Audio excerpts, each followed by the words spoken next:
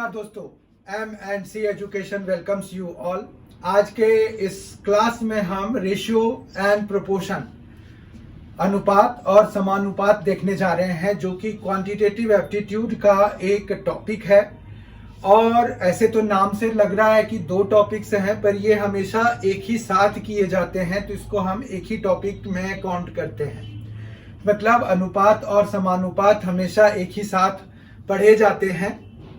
इसमें हमें आज की क्लास में करना क्या क्या है, अनुपात के बारे में जानना है कि रेशियो होता क्या है, और उसके बाद हमें जो है, अगर दो चीज़ों का रेशियो दिया हुआ है, हमें मान रखिए कि तीसरी क्वांटिटी का रेशियो पता करना है। दो रेशियोज अलग अलग दिए हुए हैं, जैसे A:B दिया हुआ है और B:C दिया हुआ है, तो हम A:B:C अगर निकालना चाहते हैं तो वो हम कैसे करेंगे। या फिर अगर हमें A:B, B:C, C:D दिया हुआ है, तो हम अगर चारों का आपस में रेशियो निकालना चाहते हैं तो वो हम कैसे निकालेंगे। आज की क्लास में हम ये सीखेंगे। फिर हम ये चेक करना सीखेंगे कि किसी भी जो दो गिवन रेशियोज हैं वो अगर प्रोपोर्शन में है कि नहीं है, ये कैसे पता करना है। अगर हमें पता करने के लिए पूछा गया है तो हम कैसे पता करेंगे कि कोई दो रेशियो जो दिए हुए हैं वो प्रोपोर्शनल हैं कि नहीं है, ठीक है। और ये इसका जो यूसेज है, ये आपको डायरेक्ट क्वेश्चन तो आएगा ही, इसके साथ साथ इसके क्वांटिटेटिव एप्टीट्यूड के दूसरे टॉपिक्स में भी इसका यूज है। तो आपको बहुत ध्यान से आज की क्लास में देखना है कि रेशियो क्या होता है, अनुपात क्या होता है। रेशियो, सबसे पहली बात है कि हमेशा यहाँ पर रेशियो जो है, अनुपात जो है आपका सेम यूनिट के क्वांटिटी के बीच में होगा, ठीक है। तो रेशियो को अगर डिफाइन करना है तो ये हम ये दिखाते हैं कि कोई भी एक चीज है दूसरे चीज के तुलना में कितना गुना बड़ा है, लेकिन हमें यूनिट सेम होना चाहिए। जैसे अगर दो जनों के बीच का अगर हम कंसीडर कर रहे हैं तो हम दोनों के हाइट्स का रेशियो निकाल सकते हैं, दोनों के एज का रेशियो निकाल सकते हैं।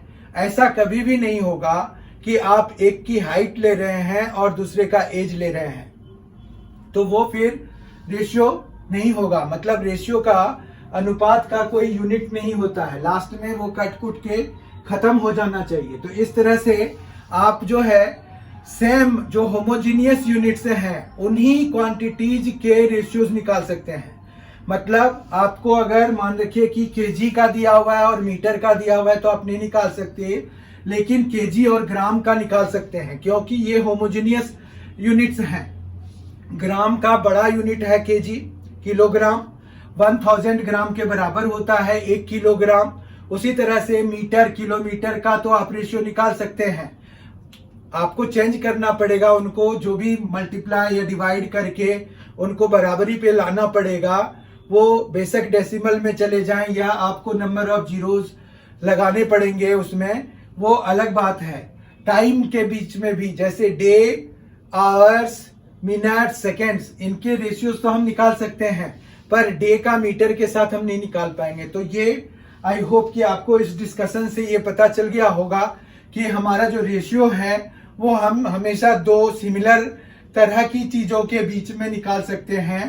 डिस्टेंस के बीच में निकाल सकते हैं, वेट के बीच में निकाल सकते हैं, मास के बीच में निकाल सकते हैं, एजेज के बीच में निकाल सकते हैं, पर दो नॉन होमोजीनियस चीजों के बीच में नहीं निकाल सकते हैं। ये आपको पता चल गया, ठीक है। तो जैसे अगर आपको पूछा जाता है कि एक डे है, ठीक है, 1 डे है, और आपको मिनट, 1 मिनट के बीच में क्या रेशियो है, ठीक है।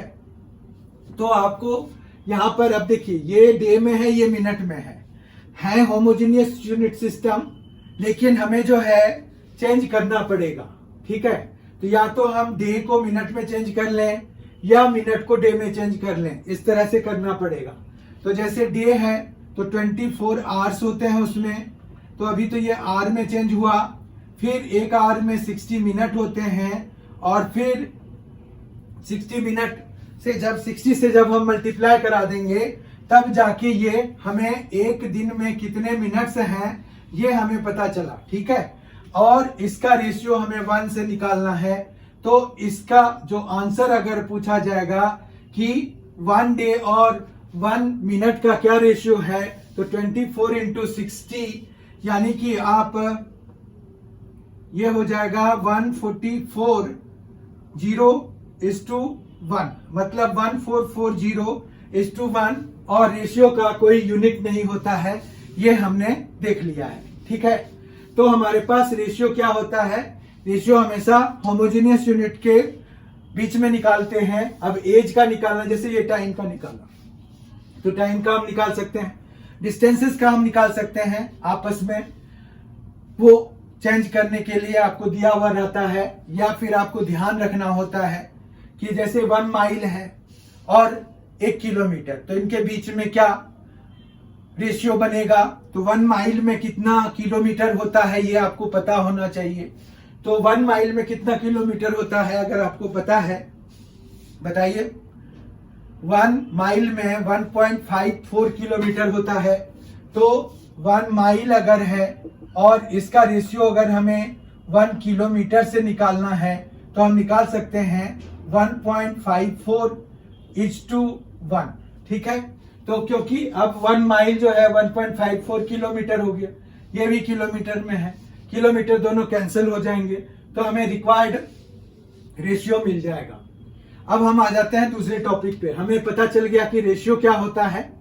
अब अगर मान रखिए कि हमें 2 रेशियोज दिए हुए हैं और हमें जो है जैसे A:B, उनमें से एक कॉमन है, मतलब A:B दिया हुआ है और फिर B:C दिया हुआ है, मतलब A:B दिया हुआ है और फिर B:C दिया हुआ है। तो हमें अगर A:B:C निकालना है, A:B:C निकालना है, मतलब तीनों रेशियोज को कंबाइंड करना है। तो कैसे करेंगे ये हम अभी सीखेंगे। ठीक है, तो मान रखिए कि हमें A:B जो दिया हुआ है वो क्या दिया हुआ है, वो दिया हुआ है A:B, और B:C दिया हुआ है आपका B:C।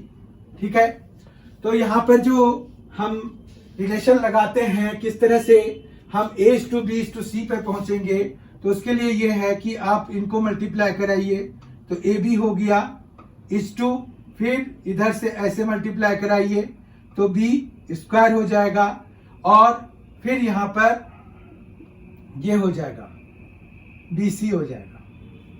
तो हमारे पास AB इस2 B² इस2 BC हो जाएगा। किसके बीच का रेशियो, A:2 B:C का रेशियो।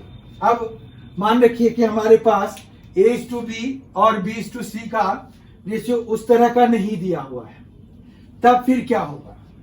ऐसा भी हो सकता है ना कि आपके A:B तो यहां पर है, इधर जो है B:C में X:Y दिया हुआ है, तो उस केस में हमें क्या करना होगा वो भी देख लेते हैं।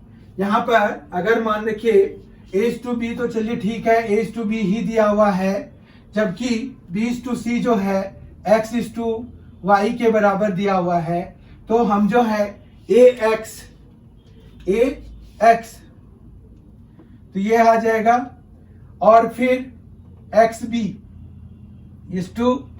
XB और फिर BY ये हो जाएगा। ठीक है, तो ये अब हमारा A:B:C हो गया। ठीक है, न्यूमेरिकली भी आपको इस तरह से पूछा जा सकता है। जैसे मान रखिए A:B का रेशियो जो है वो दिया हुआ है कि 2:3 है। ठीक है, जबकि B:C जो है वो 6:7 है, 6:7 है। तो आपका A:B:C कितना है ये अगर पता करना है तो आप क्या करेंगे, आप यही वाला टेक्निक लगाएंगे और इसी टेक्निक से आपको निकलेगा। तो यहां पर आ जाएगा 12:18 और 21, ये आ जाएगा आपका 12:18:21। अब रेशियो में हमारे पास यहां पर अगर कुछ कॉमन है तीनों में तो वो आप हटा सकते हैं। तो जैसे 12 है, 18 है और 21 है, उन सभी में 3 कॉमन आ रहा है, तो आप इसको फिर 4 4:6:7 भी लिख सकते हैं, 4:6:7 भी लिख सकते हैं। उसी तरह से जैसे कि यहाँ पर आपका A:B:C में अगर आप देखें तो B कॉमन है, तो ये आपको सीधा सीधा A:B:C भी आ जाएगा। ये देखिए ये कैंसिल हो जाएगा, तो यहाँ पर A:B:C आ जाएगा। ये इस वजह से हुआ क्योंकि यहाँ पर जो है B की वैल्यू दोनों में सेम है। यहाँ पर ये B की वैल्यू सेम ही लानी पड़ी थी हमें, जैसे ये 4 और ये 6 करेंगे तो ये दोनों बराबर हो जाएंगे, तो फिर हमें तीसरा वाला रेशियो आसानी से वही सेम रह जाएगा। ठीक है, आई होप कि आपको समझ में आ गया होगा एक्सप्लेनेशन। अब हम ये देखते हैं, अगर हमें A:B, B:C और C:D दिया हुआ है और हमें A:B, C:D निकालना है, मतलब चारों के रेशियोज निकालने हैं, तो हम कैसे करेंगे? तो यहाँ पर जिस तरह से हमने अभी किया उसी तरह से एरो लगा के हम बाकियों के बीच में भी रेशियो निकालते हैं। तो यहाँ पर जैसे B:C है और C:D भी दिया हुआ है, C:D भी दिया हुआ है, तो मान रखिए A:B जो है आपका दिया हुआ है P:Q, फिर यहाँ पर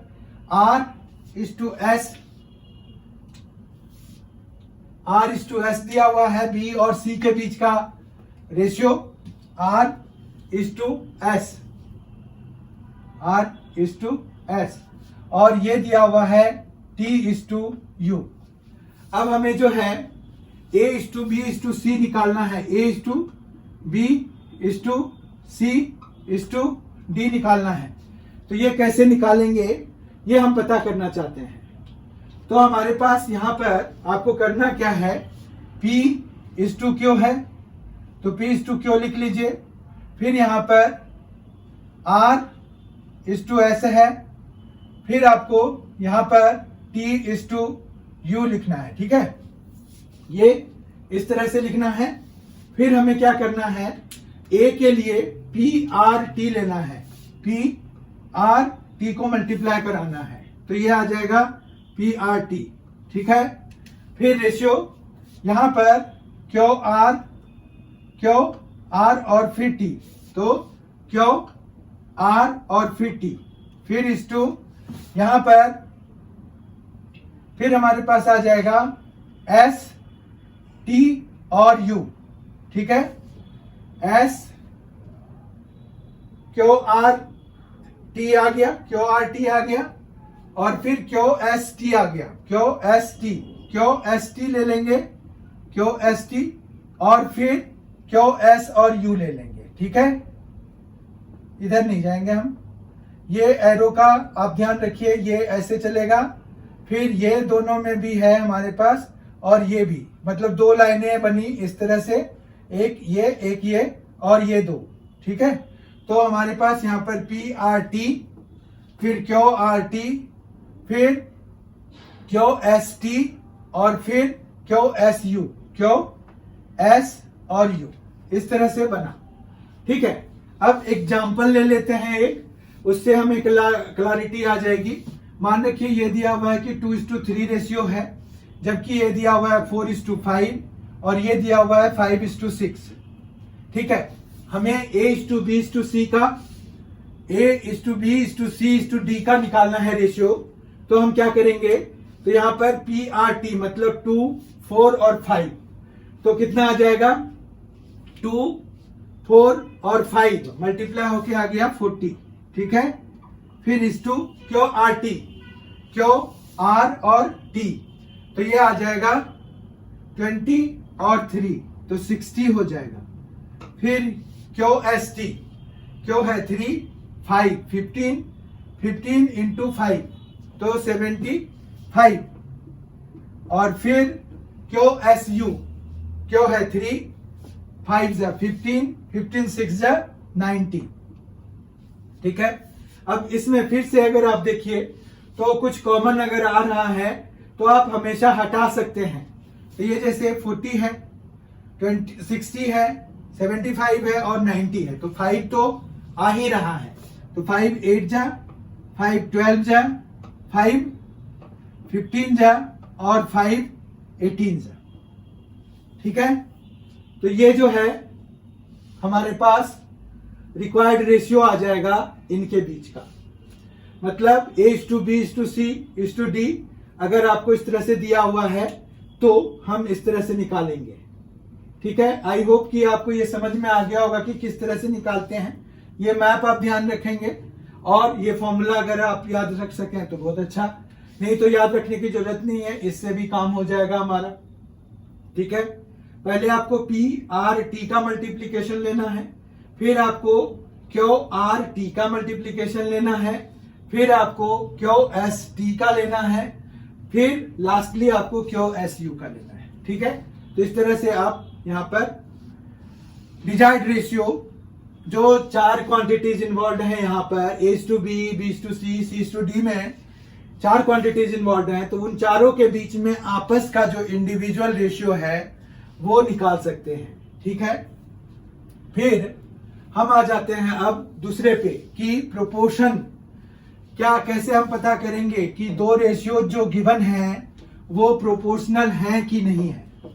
तो कोई भी दो रेशियोज अगर हमें दिए हुए हैं तो उसको चेक करने के लिए आपको पूछ सकते हैं कि वो प्रोपोर्शनल है कि नहीं है। तो मान रखिए जैसे अगर आपको दिया हुआ है U/V और W/X, ठीक है, तो आपको ये पता करना है कि ये जो है आपका प्रोपोर्शनल है कि नहीं है। A/B, B/C दिया हुआ है, जरूरी नहीं है B/C हो। यहां पर अब आपको C/D भी दे सकते हैं। ठीक है, तो C/D दे दिया, मान रखिए आपको C और D दे दिया यहां पर।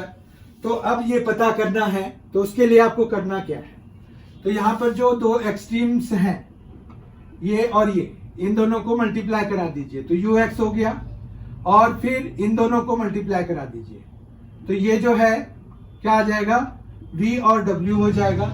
अगर ये दोनों बराबर हैं तो ये प्रोपोर्शनल है। ठीक है, प्रोपोर्शनल है, नहीं तो नहीं है। ठीक है, तो प्रोपोर्शनलिटी का हम ऐसे ही चेक करते हैं। फिर जब भी आपको कोई भी रेशियो मिलता है, जैसे मान रखिए कि आपको मिला है 2:3 और इधर मिला है 4:6, आपको पता करना है कि ये प्रोपोर्शनल है कि नहीं है। तो आप क्या करेंगे, 2 6 जा 12 हो गया और 3 4 जा 12 हो गया, दोनों बराबर हैं, यानी कि ये प्रोपोर्शनल हैं। ठीक है, तो इस तरह से हम पता करते हैं कि कोई भी दो रेशियोज प्रोपोर्शनल है कि नहीं है। फिर जो रेशियो का सबसे ज्यादा यूज होता है वो पार्टनरशिप में होता है। पार्टनरशिप में क्या है कि आपको दे देंगे, एक क्वांटिटी दे देंगे और उसको बांटने के लिए कहेंगे सम डिजायर्ड रेशियो में बिटवीन 3 और 4 पीपल, तो उस केस में हमें इसका यूज करना होता है। मान रखिए कि 3 पार्टनर्स हैं, तो ऐसे तो पार्टनरशिप में हम उसको, पार्टनरशिप भी हम करेंगे आगे आने वाले सेशंस में, तो पार्टनरशिप में हम करेंगे डिटेल में, लेकिन अभी थोड़ा सा देख लेते हैं। जैसे अगर मान रखिए कि हमारे पास A, B और C 3 जने हैं और हमें जो है 300 को डिस्ट्रीब्यूट करना है, 300 को डिस्ट्रीब्यूट करना है, लेकिन हमें किस रेशियो में डिस्ट्रीब्यूट करना है, तो वो है हमें, मान रखिए कि यहां पर दिया हुआ है 5, 6 और 19। ठीक है, 5, 6 और 19 के रेशियो में डिवाइड कराना है। फिर उन्होंने कहा कि B का रेशियो बताओ, B का शेयर बताओ। तो शेयर ऑफ B अगर हमें पता करना है तो हम कैसे करेंगे, तो शेयर ऑफ B के लिए आप जो है यहां पर B का क्या है 6 है, और बाय सम, इन तीनों का सम कितना है 30 है, और इनटू में जो अमाउंट है 300, तो वो हो जाएगा, और फिर हम कैंसिल कराएंगे तो ये 10 हो गया, यानी कि B का शेयर जो है 60 रुपीज का हो गया। उसी तरह से 50 रुपीज इसको मिलेगा, जबकि 190 रुपीज इसको मिल जाएगा C को। ठीक है, तो इस तरह से हम जो है ये पता कर सकते हैं कि कोई भी डिजायर्ड गिवन अमाउंट किसी नंबर ऑफ पर्सन्स में डिस्ट्रीब्यूट करना है गिवन रेशियोज में, तो हम जो है ये वाला फॉर्मूला लगाते हैं। यहाँ पर हमने क्या किया, जो भी रेशियो था उसमें से जो B का जैसे शेयर निकालना, तो B का ऊपर रखा न्यूमरेटर में, बाकी डिनोमिनेटर में इनके सम लगा दिए, देखिए 30 इनका सम लगा दिया और इनटू करा दिया इससे, तो हमें उतना प्रोपोर्शन बढ़ गया। ठीक है, तो एक तो ये हो गया। उसके बाद फिर हमारे पास जो है स्क्वायर रेशियो वगैरह निकालने के लिए कहते हैं, तो उसमें जो है मतलब हमें स्क्वायर करना पड़ता है। जैसे 5:6 दिया हुआ है, उसका स्क्वायर रेशियो कहेंगे। वर्ग वाला रेशियो वर्ग अनुपात कहेंगे, वर्ग अनुपात निकालने के लिए तो हम वर्ग कर देंगे। और वर्गमूल का स्क्वायर कहेंगे, वर्गमूल का अगर अनुपात निकालने के लिए कहेंगे तो उसके हिसाब से वर्गमूल निकाल देंगे। क्यूब के लिए भी कहते हैं, क्यूब रूट के लिए भी कहते हैं। तो आप जो है उस हिसाब से, जो क्वेश्चन से ही काफी ऑब्वियस हो जाता है कि करना क्या है उसमें। ठीक है, तो ये सभी बहुत इजी क्वेश्चंस होते हैं। इस तरह से हमने बेसिक्स जो अनुपात और समानुपात का है, रेशियो एंड प्रोपोर्शन का है, वो आज की क्लास में कवर कर लिया। ये आपके लिए बहुत ही ज्यादा फायदेमंद है। आप बहुत ध्यान से इसको कीजिए, समझने का प्रयास कीजिए, खास करके वो सारे पॉइंट्स जिसमें कि हमने A/B दिया हुआ था, B/C दिया हुआ था, हमने A/B/C निकाला, या फिर A/B, B/C, C/D दिया हुआ है, और हमने A/B, C/D निकाला, चारों के बीच का रेशियो निकाला। वो बहुत ही इंपॉर्टेंट पार्ट है। और दूसरा जो है, किसी भी दो रेशियोज को चेक करने के लिए कि वो प्रोपोर्शनल है कि नहीं है, मतलब समानुपातिक है कि नहीं है, वो भी हमने देखा। तो वो भी बहुत इंपॉर्टेंट है, वो भी आपको पूछे जा सकते हैं किसी भी एग्जाम में। ठीक है, तो बहुत ही जल्द हम इसके अगले सेशन के साथ मिलेंगे। अगर आपने अभी तक MNC एजुकेशन चैनल को सब्सक्राइब नहीं किया है तो जरूर कर लीजिए, ये आपके लिए बहुत फायदे का होने वाला है। Thank you so much for being with us. Thanks a lot. Enjoy yourself.